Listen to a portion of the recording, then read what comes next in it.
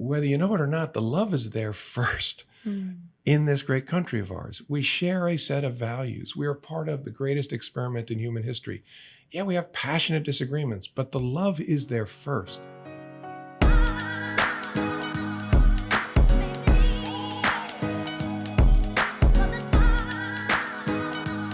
Welcome to the Better Angels podcast, a new way of talking politics. I'm Ciaran O'Connor. I'm joined today by April Lawson, our director of debates, and a special guest to kick off the podcast in 2020, former FBI director James Comey. James Comey, welcome to the podcast. It's great to be with you. Thanks for having me. Well, thank you so much for coming on. There's a lot we wanted to talk about today, and we reached out to some of our red and blue members to get some questions from them. But first, I just wanted to ask you a bit about how the level of polarization has affected you personally. After 2016, some Democrats blamed you directly for Trump's victory. Some Republicans have accused you of masterminding a conspiracy to undermine President Trump. President Trump himself has accused you of treason. He's called you a crooked cop, a slime ball, a total sleaze. The list goes on. So my question is, how does it feel to be the target of such fury? And what does it say about the state of our politics in 2020? When it first happens, it's kind of stunning. And especially when you wake up in the morning and see the president has tweeted that you committed treason or a dirty cop or any of the nearly rhyming things he said about me. But also from the other side, there were a lot of people, as you said, who believed that the FBI and I had somehow tried to engineer Donald Trump's election. And so when it first comes at you, it's disorienting. And then as it continues, it becomes kind of numbing and loses its power. And then eventually you don't pay much attention to it. Actually, I worry most about that third stage, that you're kind of just accepting this. But it's hard. It's actually hardest for your loved ones because I don't read Twitter comments. I don't read any of the hate that flows. But my kids will, and my wife will, and it's harder for them in a lot of ways than it is for someone who's been through it like I have. We reached out to our members to solicit questions, and a lot of our blues in particular wanted to ask about the Clinton email case. And particularly, they wanted you to explain, why did you feel you had to notify Congress about the late developments in the case, given the precedent that calls for confidentiality close to an election? But not about the Trump-Russia case? Yeah, that's a really important and totally reasonable question. Here's how I thought about it. The Clinton email case ended in early July of 2016 with a public announcement where I offered transparency to the American people and said, there's no there, and here's how you know that. That our conduct was really sloppy, but it didn't rise to the level where it would be prosecuted. And so go away. This thing is done. It's closed. And then I was assailed by Republicans for that decision and summoned to Capitol Hill repeatedly, as was the Attorney General. And I defended the work because it was really high quality work and said over and over again, no, this is done. You can rely on us. We're the FBI. We did this in an honest, independent way. Go away. This thing is finished. And then I walked into my conference room on October 27th, smiling like a fool, because I saw the Clinton email investigation team sitting in the same seats that they had sat in during the year where we had worked on it. And I said, the band is back together. What's up? And then I sat down and they told me what's up. And we operated under a norm and a policy that are really important. There's no rules around this, but they're important norms and policies. The most significant norm is we try to avoid any action in the run-up to an election that could conceivably have an impact on an election. It doesn't matter whether it's for a town council or president. If you can delay an investigative step or take a different step that won't become public as you get close to an election, you try to. And the reason is the FBI doesn't want to have any role in an election because having a role will affect the FBI's lifeblood, which is the sense of the American people that we're not part of this. And so there's no rule around that, but whenever possible, and I've done this, you try to avoid any action. And the second policy is we don't confirm the existence of ongoing investigations or comment on an investigation unless there's a compelling public interest in doing so. The problem that hit me that morning, October 27th, was the investigative team, and I'll try and keep this short, said, we have found something hugely significant, and the result could change of this investigation. Because we've not only found, for reasons we can't explain to you, hundreds of thousands of Secretary Clinton's emails on this guy named Anthony Weiner's laptop, we think we may have found the missing emails from the Secretary's first 3 months as Secretary of State, when she had not yet moved to using her personal server and was using a BlackBerry. We never found any of the BlackBerry emails.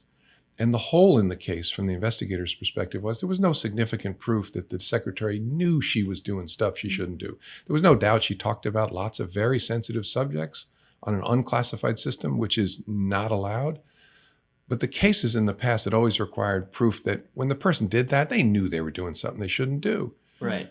If there was going to be that kind of proof, where would it be? Likely at the beginning. And so they said, sir, we can see tens of thousands of the BlackBerry emails on Anthony Weiner's laptop. The result of this could change. And I said, well, how fast can you review this? They said, it'll be many, many weeks because we have to read them all individually. We can't dedupe electronically for technical reasons, and we need context.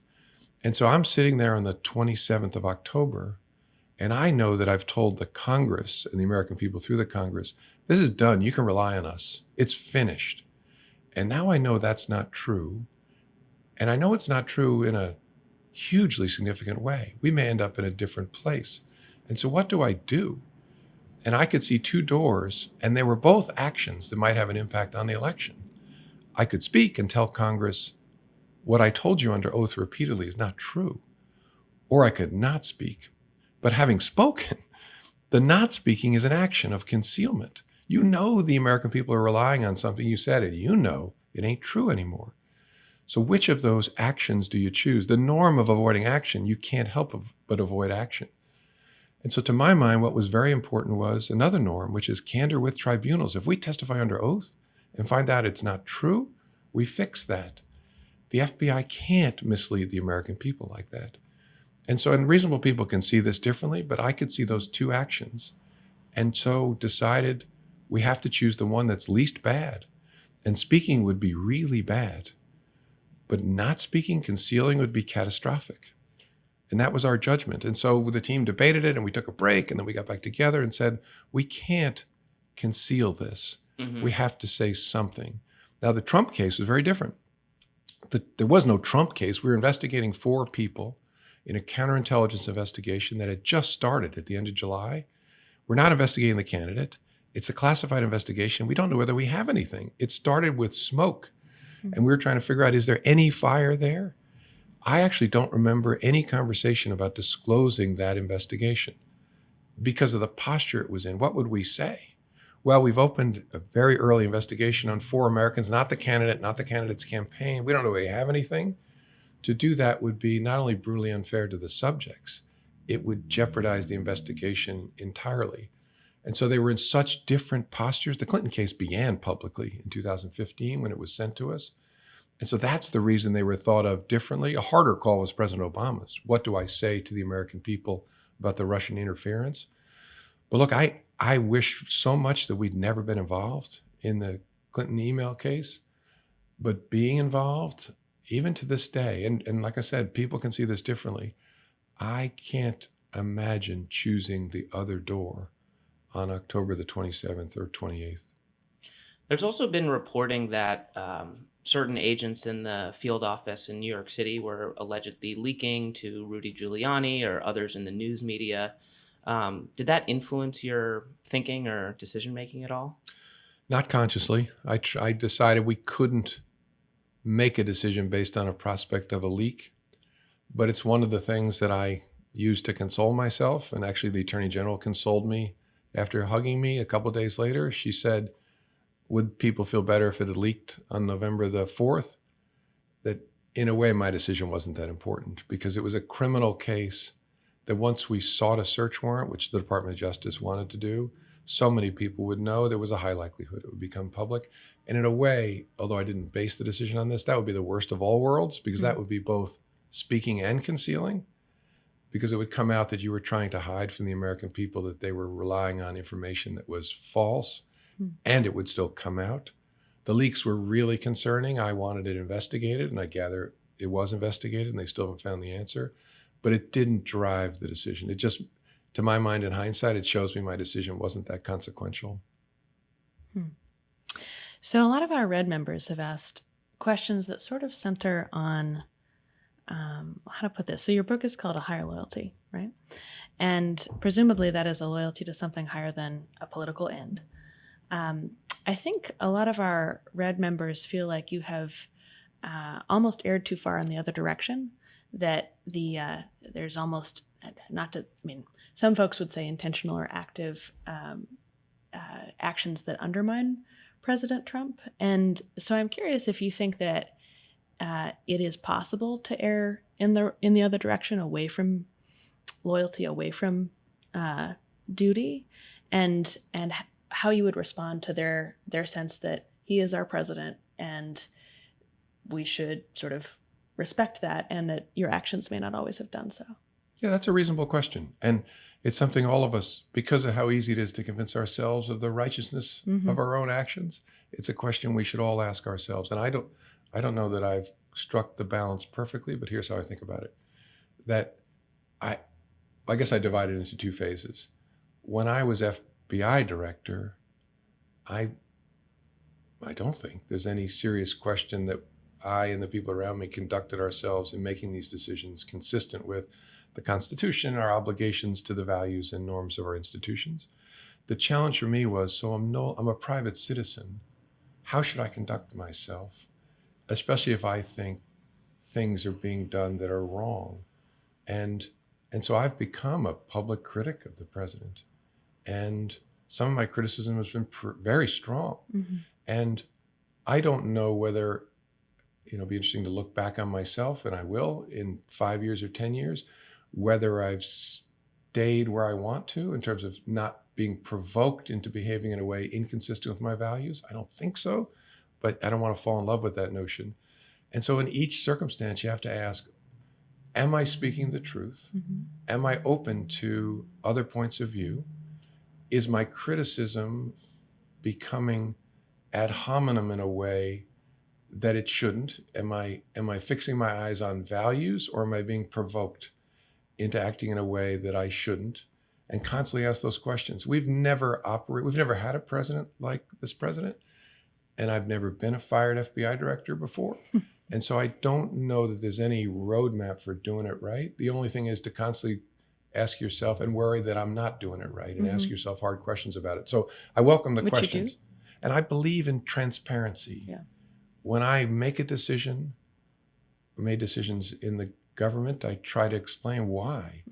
And when I've said things or done things afterwards as a private citizen, I try to explain why and be open to people having a different view of it. To come back to Ciaran's initial question, the danger in being criticized so much is that I will shut the window entirely. Totally. Because that's the problem. There's so much unproductive criticism and hate and threats and really nasty stuff out there that I have to figure out, how do I get the window open a crack? So I screen out the hate, but I let respectful, thoughtful takes that are different from my own through the crack. And I try to use different rules to approach that. Again, a tricky thing to get right, but please don't close yourself off, is what I say, to criticism entirely because of the hate that otherwise hits the window.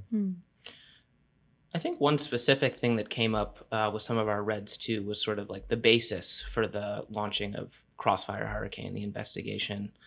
So what was the role of, the Steele Dossier, some of which has been proven false, much of which is unverified, as the basis for launching the investigation, compared with, say, the intelligence that George Papadopoulos had received an offer from the Russians to provide dirt on Hillary Clinton's emails? How did those two kind of interact together as you were thinking about the basis for the investigation? Yeah, the so-called Steele Dossier played absolutely no role, zero. Literally no role in the opening of the investigation. And that's a really important thing that gets lost in the public debate. And if Reds and Blues are engaging with better angels, they're people who care about facts. And so I would urge your Reds and your Blues to read the Inspector General's report, just as I would urge them to read the Mueller report, so you get the facts. What happened is the end of July of 2016, an allied nation, which I don't think I'm still supposed to say, although it's been in the media It's been a lot. reported. That Yeah. it's, yeah. Reliable, reported to us that a then foreign policy advisor of the Trump campaign had a conversation with someone offering on behalf of the Russian government assistance in the form of dirt on Secretary Clinton to the Trump campaign. That's the essence of it. And that information came to us at the end of July, when we now had on our hands and had seen since the middle of June a massive Russian effort through the dumping of stolen emails to influence the election. When that information came to the FBI, we all should have been fired if we didn't open an investigation to try and understand, are any Americans part of this effort? That's the smoke I was alluding to earlier. There's an indication from a reliable source that an American or Americans may be part of this. And so we got to check it out. We got to check it out quietly. We got to check it out confidentially. I ordered the team to keep it very close hold because I don't know whether there's anything to it. I don't want to smear anybody. I also don't want to let anybody do anything wrong get away with it. And so we began the investigation. The so-called Steele Dossier came to us at headquarters in the middle of September, so almost 2 months after we began the investigation. And it was information from a reliable source that we didn't know what to make of, and so treated it carefully and set out to try and validate it on our own. As you said, some of it, I believe, was disproven, some of it was unvalidated, some of it was consistent in its most important allegations with other intelligence we had. But the simple answer is it had nothing to do with the opening of the investigation. But my understanding is that in terms of getting the FISA warrant for Carter Page, that the Steele Dossier was part of the case put forward for getting that warrant. So is that what you think people are potentially conflating in their narrative, that the Steele Dossier was used to drive the investigation?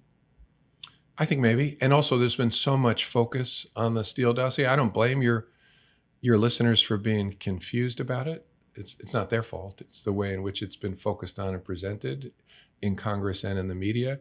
Yeah, it was a feature of an application made to a federal judge at the end of October, so shortly before the election, that we didn't tell anybody about, to conduct electronic surveillance of a person who was not with the Trump campaign at that point, this fellow named Carter Page. And it was, I gather, a key element of that application. And I think the focus on that is what confuses people to think it was Carter Page was one element, and that was one investigative element focused on Carter Page. But I understand why people are often confused about that.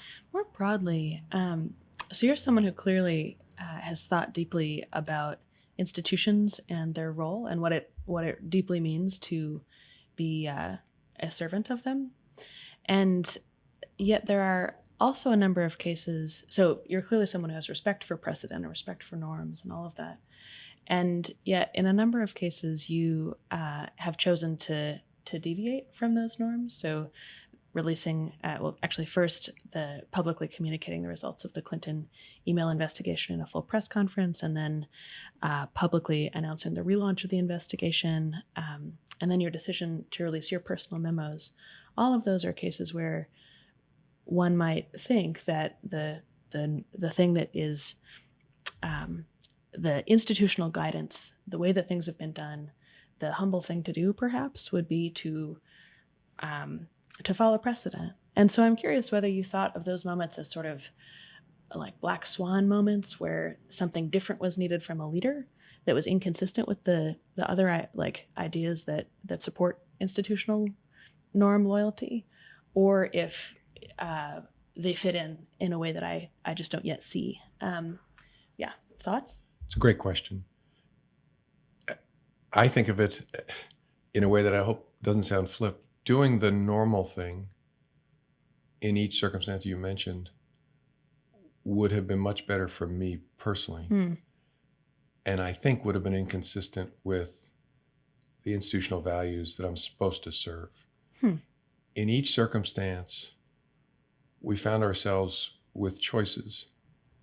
The normal thing or doing something unusual, and then asked which one of those is most consistent with what this institution is supposed to be about and take the announcement in July. I never imagined in my life being FBI director and doing a public announcement without the Attorney General standing next to me. And that would have been the normal thing. And the decision we made in early July was to do that would call into question in a fundamental way the credibility of the work of the Department of Justice and the FBI. And so doing an abnormal thing is actually the right thing to do, even though it will bring tremendous personal pain. Same thing at the end of October. When the Inspector General, who I encouraged to inspect me, reached a different conclusion about October and said, although I faced difficult choices, I made a serious error in judgment by choosing to disclose in a limited way to Congress that we had restarted the investigation. I respect them. I think that they'd be writing a report that would savage me if I had chosen the other door.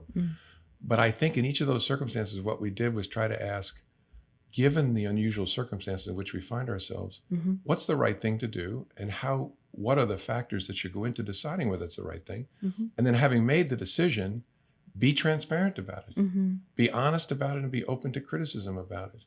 The decision to ask one of my friends to share the substance of one of my memos, unclassified memo, with the media in, I guess, May of 2017, I wasn't certain it was the right thing to do, but thought, given the circumstances in which we are as a private citizen, I have the right to do that and I should do that.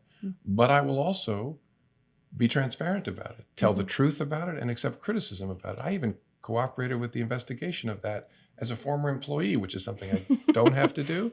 But I thought, you know what? If another director finds him or herself in that situation, they ought to have the benefit of transparency around the facts, and then whatever criticism the Inspector General wants to bring to bear. I think that's the obligation of a leader. Make decisions in the best way possible, not focusing on what higher loyalty means, is not focusing on how it's going to affect you, but how's it going to affect the things above you, your institutional values, the integrity of your work, the public respect for your work, what the things that matter. So many people make decisions at the lower level, right? Focusing on how will it affect me, how will it affect my friends, my political party. I think, and especially in the most important circumstances, you can't make decisions that way. But when you make them, until the moment you make them and after, you have to say, I could be wrong about this. And so show people what you did and accept in an open-minded way the criticism that people bring on that. So that's how I think about it. That's really interesting. And I think that a lot of people don't remember the personal side of this, and the fact that there is a whole family that you have that it's not like it's just you, right? And so I want to stay on the personal theme for a minute, but from a somewhat different angle. So at Better Angels, one of the things we do is ask people what life experiences have shaped their beliefs. And it's often, people will often say that it's the tragedies that have shaped them the most. And so I only know a few of them related to you. You've written about being held at gunpoint as a kid, about the death of your newborn son. And I'd just like to ask, how have those and other sort of harder moments in your life affected your beliefs and your way of being in leadership? Yeah, that's an important question. Those experiences with near death, when I was a high school senior, I thought that gunman who invaded our home was about to execute me. And then the loss of our son, Colin,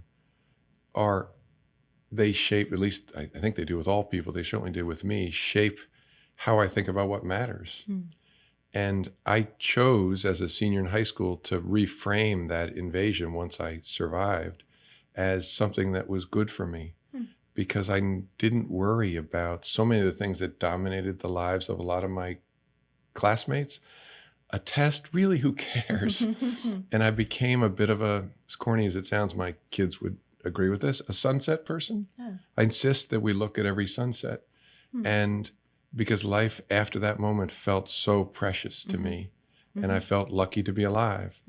And then the death of our son, Colin, in 1995 shaped me in a different way, because I watched my wife reframe that in a really healthy way to say, look, I can't explain this loss. I can't explain why a healthy baby boy died of a preventable bacterial infection because he wasn't tested for it, nor was I, and there was botching of his care. I can't explain that. Yeah. But what I can do is make sure that something good follows this.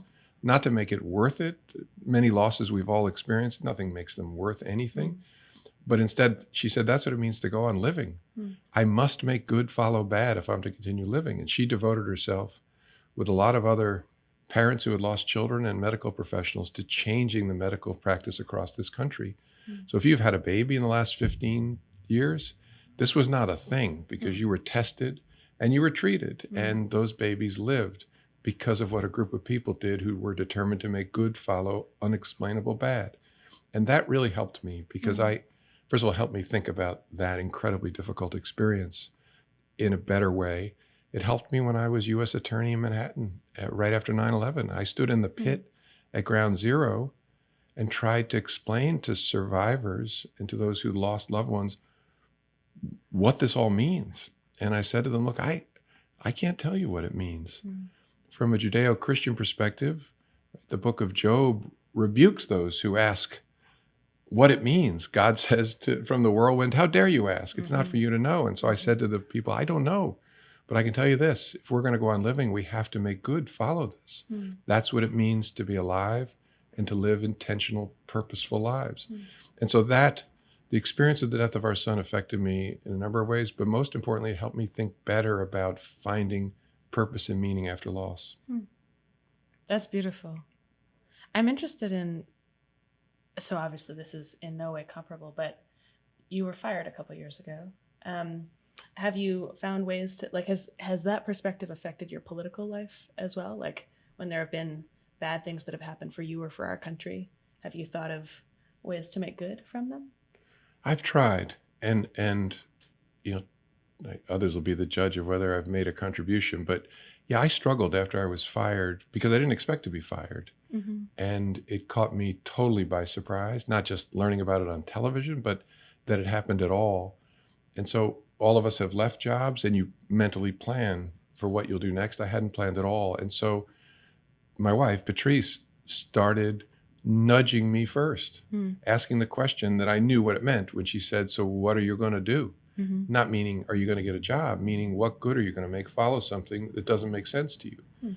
And I struggled with that and then ultimately concluded the contribution I could make, I thought, was that I could speak about what it means to be an ethical leader. And especially speak about that to young people, because I was so worried that they would be so turned off by the ickiness in our public life that they would just step back and say, forget it, I'm not being part of this. And then we're doomed. Right. And so I thought maybe my contribution can be to try and show, especially young people, what leadership can be and should be through the words of an imperfect leader, the one you're talking to today. But I've learned a lot from having good bosses and bad bosses and being a good boss sometimes and being a bad boss about how you lead and make decisions in an ethical way. And that doesn't mean in a perfect way. Right. Yeah. I respect people who disagree with decisions I've made, but I'm very proud of the way they were made. And so I tried to talk about that and to offer an optimistic view of this amazing country of ours to audiences, but especially to young people. So that's what I've been doing. Yeah. I taught for a year at Howard University. I taught at William & Mary. I've spent a lot of time traveling around lecturing and writing. And my main mission is to try and engage people and offer a picture of that, to inspire them to be leaders and to participate in public life. Yeah. So I really liked how in your book on the subject of ethical leadership, you talked about how you have to have this balance between real confidence and also real humility. And you said that overconfidence has been your challenge. All of us have one of those challenges, right? I have many. Sure. So do we all. It seems to me that overconfidence has a lot to do with polarization too. And I'm interested, like, in your work, first of all, do you agree? And in your work with students, presumably you need to tell them, like, how you have dealt with your particular challenge. And I'm just curious, like, what have you done? you've risen through the ranks to truly influential roles, right? And humility gets harder and harder I would imagine, as you get to that kind of place. So what have you done to try to keep yourself grounded in that kind of humility? Yeah, that's a really great questions there. Well, I think the most terrifying thing about us as human beings is our confirmation bias. It should frighten all of us, especially those of us who are responsible for leading others, because our brains have evolved to crave information consistent with what we already believe. And it's, as you all know, it's scarier than that. I may not consciously perceive information inconsistent with my beliefs. I may not even know it's there. Right. And so I walk around atop this giraffe body of mine with a brain that just wants to be told it's right. And I have the ability today to construct a world in which the only information that reaches me is information consistent with what I already believe. My digital world can be set up that way to reinforce the confirmation bias. And so knowing that about ourselves is sobering, terrifying, I believe. And for a leader, it's even more important, because you're right. The higher you get in an organization, the more people kiss your rear end. When you walk into a room as director of the FBI, people stand up and they dress like they're going to a religious service, and they speak to you with a little catch in their voices. And so you have to realize that as a leader, you sit at the top of a steep hill, and that's a hill created by the culture you're in. It's a hill created by the role you're in. It's created by your own biases. And so the mission of a leader has to be to flatten the hill. It's not up to the people you lead. Sure. It's up to you to find ways to flatten the hill. And so my obsession as a leader was always to find ways to flatten the hill. And at the FBI, I did it in ways serious and silly. I tried never to wear my jacket to a meeting. I tried one day not wearing a tie, and that threw the whole organization off kilter, and so I had to put the tie back on. That must have called a sick day. It really, it was a difficult day for the FBI. But I did things like I went around the room to a bunch of FBI senior executives and asked them to tell me their favorite Halloween candy as a kid when they were a kid. Wow. And I asked them to tell everyone in this room something about yourself that will surprise them. And please let it not be something that jeopardizes your security clearance. But what I was trying to do was loosen them. And I tried to loosen myself by opening my posture and realizing that I can't ever speak first. I made a big mistake as a new director. I always did the homework before a meeting, and so I got information before a meeting, and I walked in, I sat down across from an executive, and I said, thanks for the materials. I read them last night, really helpful. Here's what I think we ought to do. What do you think? And as soon as those words left my mouth, I realized I'd made a rookie mistake. Right. Will he have the courage to tell me I'm full of crap? Right. And to his great credit, he did. Wow. And said, no, sir, actually, I think you're wrong. And here's why. I then told that story all over the FBI because I wanted to remind other leaders of the mistake I'd made. And I also wanted to encourage people to tell me the truth. It is so hard to get people to tell you the truth, especially the more senior you get, because we're locked in. I'm at the top of that hill, and I face a double bind. We all have this sense inside ourselves that if you really knew me, you would think less of me. That's the imposter complex. And all of us have it. If you don't, you're an unbelievable jerk. But I think all of us have it to one degree or another, a fear of exposure. So I'm at the top of the hill, afraid of being exposed. But it's a double bind, because down the hill, that junior analyst who's there to brief me about something is terrified of being exposed and destroyed by me. Right. So I have to somehow break the double bind and get that person to tell me the truth about my reasoning, my logic, my assumptions. And I have lots of weaknesses. You mentioned overconfidence. I sometimes can be impulsive and convince myself I'm being decisive. And so what I've tried to do as a leader is structure an environment around me where I try to create a culture, and then to reinforce that, I bring in implants where the truth will be spoken to me.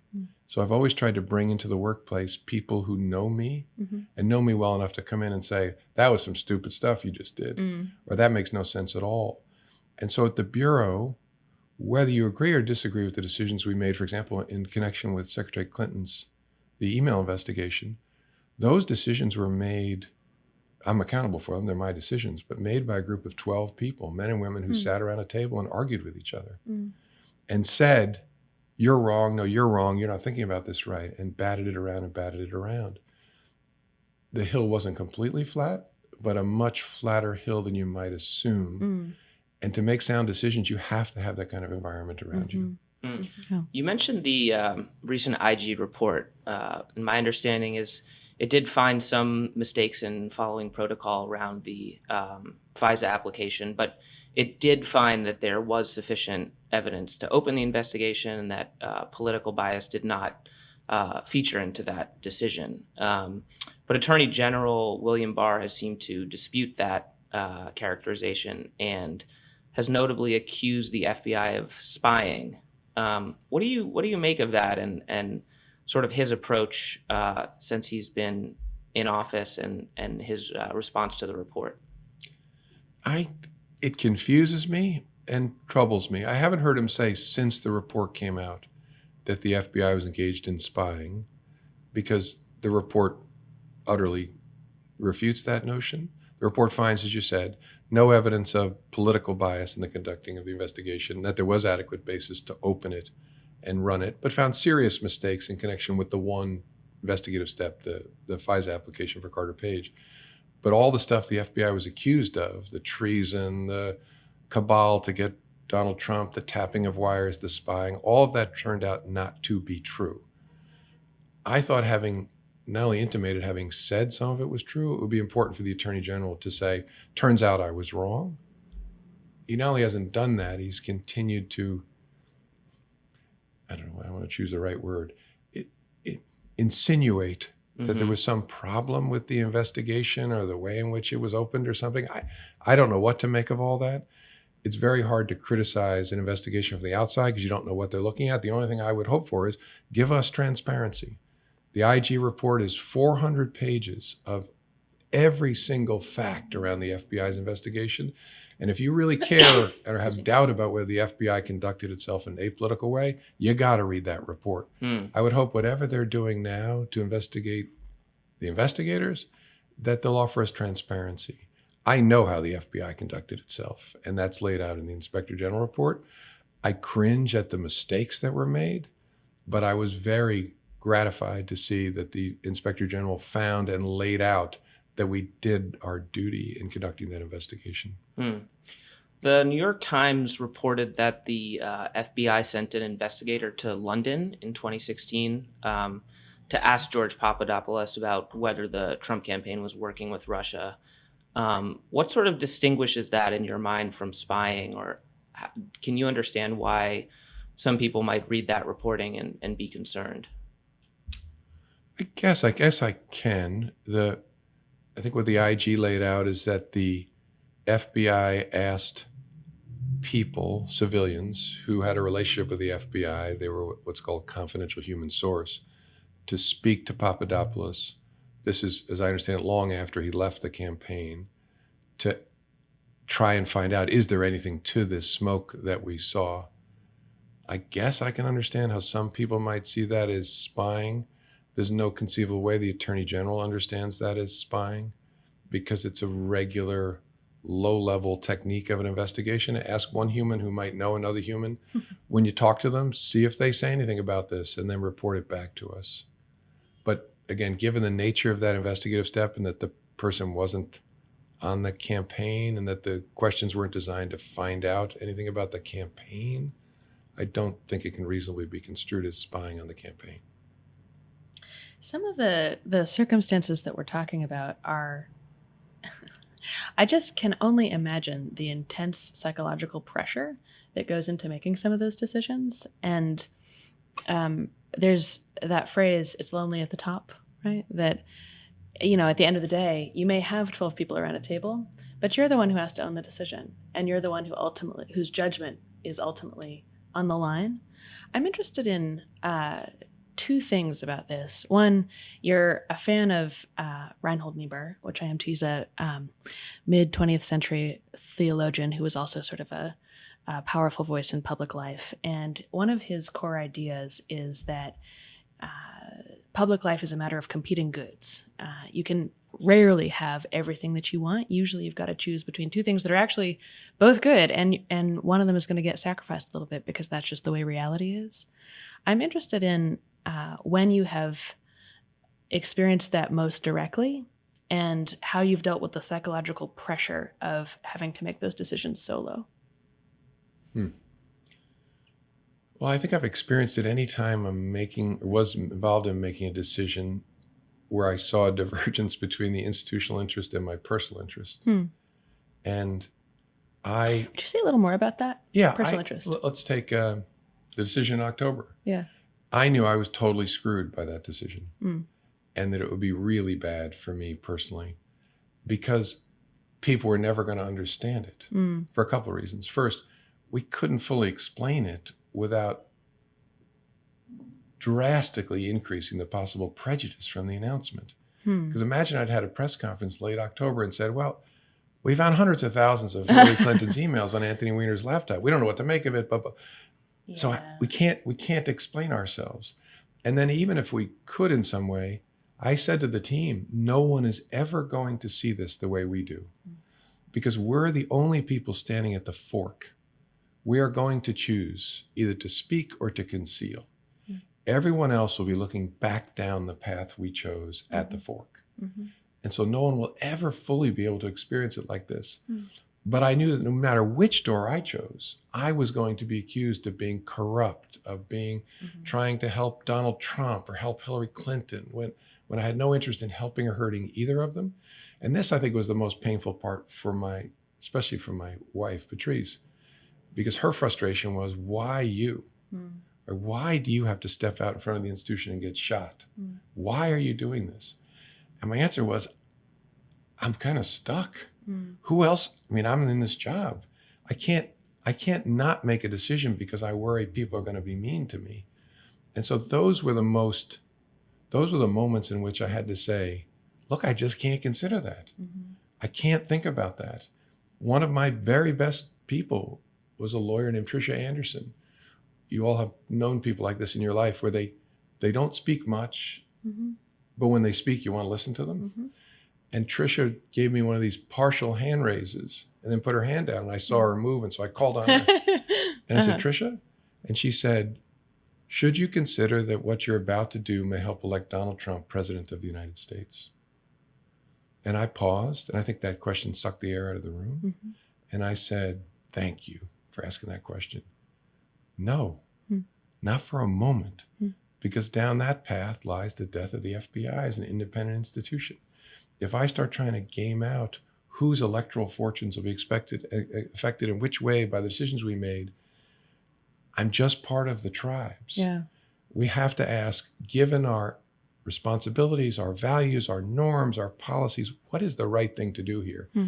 So both of those things, my personal interest and the political interest, to my mind, were at the lower level. I can't think about those things. I can't engage in negotiation about how to try to protect any of those things. I have to raise my eyes and ask, given the things that are supposed to guide us up here, what's the right thing to do? And again, but never be fully confident you got it right. Right. And to my mind, that's how I've negotiated those. Those were the hardest trade-offs. Again, because I could feel it from, I hope the person who loves me most in the world, my wife, worried about what it was going to do to me personally. Yeah. Is there anything that you would have done differently? I know it's easy to Monday morning quarterback, but if you could go back in time to October, is there anything you would do differently? Yeah, sure. I guess the question is, when I go back in time, how much knowledge am I equipped with?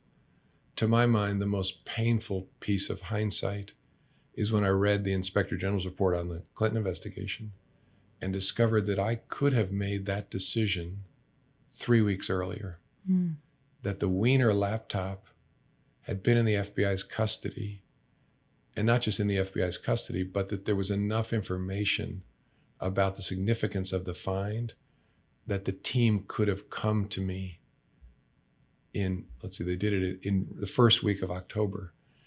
And again, if you're playing out the time travel, if I'd made that decision first week of October, the team was able to get through all the emails for some technical reasons and heroic efforts before the election. We would have been out of this thing by the middle of October. Now there's human errors that go into that, why people didn't see the significance and act on it and bring it to me sooner. But that's the most painful part. But if I go back in time only armed with the things that I knew then, there's some things I would have done differently. Probably not in October. I've often wondered whether I should have just entirely dumped it on the Attorney General in October. Because what I did in October was I had my chief of staff call over to the Attorney General's chief of staff and tell the staff that the director, me, that I believe I have to tell Congress we've restarted this, but that I would welcome a conversation with the Attorney General. And the answer came back, the Attorney General thinks it's a bad idea, but she does not wish to speak to him. And I knew in that moment what was happening, because I'm a grown-up, that this was being handed to me. And in hindsight, I've often wondered, should I have then just said, you know what? I'm sending it back to the Attorney General with my recommendation that we inform Congress. I thought about that in the moment. That would have spared me probably a lot of personal pain, but I decided, honestly, that would be a cowardly thing to do. If I believed it was the right thing to do for the institution, I ought to have the courage of my convictions and be willing to take the hit. But given the severity of the hit I've taken, I sometimes fantasize that I went back in time and pitched it back across the street, because I believe the Attorney General would have ultimately done the same thing. She had testified under oath that the thing was done, and she knew that testimony was no longer true. She'd have to fix it just as well. Yeah, it's sort of ironic how sometimes taking action to prevent the appearance of political bias can then end up just furthering that impression. Because you mentioned Attorney General Lynch, and I wonder to what extent, given the fact that she had that meeting on the tarmac with Bill Clinton, she didn't want to seem like she was necessarily letting political bias figure into her decision. Did you anticipate the degree to which the email narrative would come to dominate the last 10 days of the campaign? And then secondly, what was your reaction like on election night? I don't know. I don't remember thinking about the way in which the email narrative would dominate. I was trying to figure out we have two terrible options. Which is the least terrible? So I don't remember having an impression of how it would play out. My wife, who in addition to loving me, was a strong Hillary Clinton supporter. If she were on your podcast, she would say it's completely misplayed by the Clinton campaign. They should have said, look, of course the FBI's got to look at all this stuff, of course. And then when it was done, say, of course, this is what we expected. But I don't know. I don't have the expertise to offer a view on that. On election night, I actually went to bed before the election was decided. And I remember my wife coming to bed, I'm not going to get this right, but after Florida was called or something, at 2 a.m. and telling me the result. And I actually went back to sleep because I knew that I had a job that I still had to do. I remember walking the next morning into work thinking, oh my God, I hope we had nothing to do with this. And I know serious, thoughtful people have reached conclusions that the decision that I made was material. I secretly hope, not secretly, I'm about to tell you, I hope that someday someone proves we had nothing to do with it. But, and I don't mean this to sound flip at all because it's deadly serious, that doesn't change how I think about the result. It just increases the pain. I would love it if it was proven that the FBI was irrelevant. But at the time, we assumed that either of these decisions could have an impact on the election. So it doesn't change how I think about the decision. But I was a little bit stunned, surprised that Donald Trump had won. I had intentionally tried not to consider where the polls were. But as I've said, I wrote in my book, trying to be reflective, which they tell me is a mistake. I was operating in an environment where the whole world, probably including Donald Trump, thought Hillary Clinton was going to be elected. And so it had to have some impact on me, unconsciously.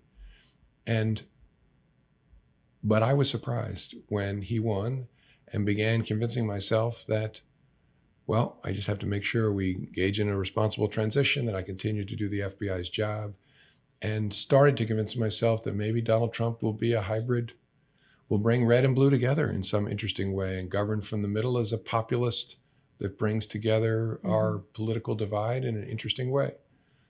probably, again, I talked about the ability of all of us to convince ourselves of things. I think I started to convince myself, look, God, I hope we had nothing to do with this. Maybe it'll be okay. I just got to keep doing my job. What, this might be where you were going to. I'm interested. So, as a public critic of the president,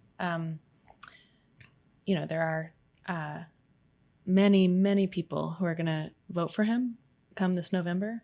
What's your message to them, both about yourself and about the president?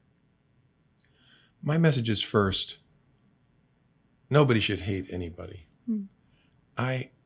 It drives me crazy when I hear people talking about what idiots or bigots or misogynist Trump voters must be. Millions of people voted for Donald Trump who are not racists and misogynists and despicables or deplorables. And millions of people will again. The only thing I would urge them to do is, I don't hate folks. I would just urge them to weigh things differently. I understand passions around immigration. I understand passions around taxes or regulation. All those things are really important. But those, as important as they are at the lower level. What's at the higher level are a set of values that we have in common that are the glue that holds this amazing polyglot country of ours together. I always tell university students, this amazing country you're growing up in shouldn't exist. It doesn't have any of the normal human glue that holds nations together. We don't have common ancestry, common religion, common language tradition. We instead have a set of values in common. We hold truths. And so what I urge people who are considering voting for Donald Trump to do is start at that level and ask, is the candidate I'm supporting, or maybe you're always choosing between these two candidates, which one best embodies the values? A commitment to truth, to the rule of law, to decency, to openness, to the First Amendment, to all those things we care so much about.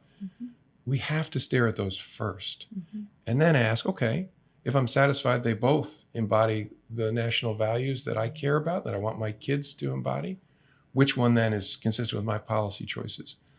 And so my pitch to potential Trump voters is, I would just ask you to weigh things differently and start at a different level. And my criticism of the president has never been on policy grounds. I have differences. I'm not going to share them because who cares what I think about policy issues? My differences are on values. It cannot be the case that the president of the United States lies constantly. That's a statement I'm sure sets off people listening. But I hope when you're getting dressed in the morning, when you're not listening to my cold-filled voice, you'll ask, is that true? And how do I weigh that? And why is that something that I accept in exchange for a commitment to policy values? So my pitch is, I would just ask you to weigh things differently. It's really important that we have a civil discussion about our policy disagreements, but we don't have any disagreements at the values level if we're Americans. We share them. And what advice can you offer Better Angels members, Republicans and Democrats, regardless of how they feel about you, regardless of how they feel about President Trump, just in terms of how we should interact with one another and how we should relate to one another between now and November and beyond? Start by realizing we have so much in common. We love the same things. That someone was asking me to reflect on how quickly Americans' attitudes about something like gay marriage changed. And I think the reason that they changed so quickly is that the love was there first. As people became more comfortable revealing their sexuality, all of us discovered that we had a family member or a friend who was lesbian or gay, and these are people we loved. And so that they want to get married was an easier thing for everyone to embrace. And so we should center on that, and that should make it easier for us to get up close. I've always believed it's hard to hate up close. When I was U.S. attorney in Manhattan, and there was all kinds of controversy about the counterterrorism steps we were taking after 9/11, I insisted on going to meet with groups that were seriously critical of the then Bush administration. And one of my colleagues said, "Why are you doing that?" I said, "Because it's hard to hate up close. I want to get up close. First of all, realize we both care about the Constitution. We care about getting it right. And then centered on that love of the same things, have a conversation about, so how do you guys think is the right way to approach this? And walk out maybe still disagreeing, but having disagreed in a healthy way. I went to high school with one of my oldest and dearest friends, still a friend, incredibly bright and argumentative person. And he and I used to argue about everything. And what's funny is now that we're old people, we've talked to each other, and I thought he won every argument. Turns out he thought I won every argument. But we still loved each other, even though he would drive me crazy. Those are the kind of conversations we should be having in this country. And one of the reasons I wanted to visit with you all is those are the things you're trying to foster. It's hard to hate up close. The love is there first. So let's sit together and discuss things, argue with each other until we pull our hair out about guns and taxes and the things that animate us. But do it knowing that we're sitting in those chairs, caring at the highest level about the same things and wanting to get it right. That's a place, this country's always been messy. You study our sainted founding fathers, they were lying about each other and yelling at each other. But somehow we got to get to a place where we can get closer to each other, infuriate each other, but in the way that friends and family members do. Wonderful. Thank you. I think that's beautiful. And I hope that that is exactly the spirit that we want to move forward with, to believe that the love is there first and that it's still there, right? It's still there in spite of all of this. Oh, it's still there. It's still there. And often what happens in our country is we need some serious external crisis to center us all on that love. Yeah. We were extraordinarily polarized in the 1930s, and World War II centered us. Let's not need that. You said in your book that, or perhaps it was an op-ed, I don't remember, that that one of the questions when you travel around speaking or talking to folks that people always ask you is, are we going to be okay? And that you always say yes. Tell us what it is that you see that makes you say yes. I see the history of America, which is really messy, but consoles me, because the history of our country is always periods of division and struggle and estrangement, followed by connection and progress. We somehow have a way of stretching our bonds and then they pull us back together. And sometimes we've stretched them to near catastrophe. But the history of America is a jagged line. We always make progress against our espoused values. We never quite get there. Our soaring documents proclaim that we were wedded to inalienable truths, that we held truths while we held human beings as slaves. And so we've never quite fulfilled our values, but our progress is inevitable and steady against our values. But if you stare at the line, it's actually not a solid line. It's a jagged line. We go up, we go down, we go up, we go down, but it's always up. And so that consoles me. And then second, I travel around a lot and I see people engaging, stepping forward and participating. Remember, I started with my worry about kids withdrawing, saying it's so icky, I don't want to be part of it. They're not withdrawing. They're stepping forward. Not just blues, but blues and reds. I've read a lot and seen young people on college campuses trying to find productive ways to have a conservative students organization. Because being a conservative is not about hating people. It's about having a certain set of values and thinking about them differently than your liberal friends might, but finding ways to engage on these things. So I see that all over the country, and it gives me tremendous optimism. So I look back and see the history and know we're going to be okay. And then I look at today and see confirmations of that history all around me. Beautiful.